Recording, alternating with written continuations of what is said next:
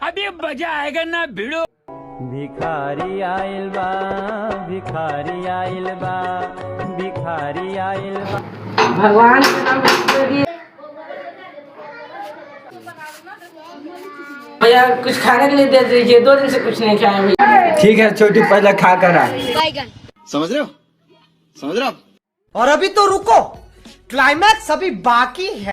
भैया क्यों गरीब लोगों का मजाक उड़ा रहे हैं भैया? ठीक है रुक जा छोटू, लेकर आ रहा हूँ। रुको जरा, सबर करो। माल आ गया आ गया आ गया। भैया बासमती चावल नहीं है क्या?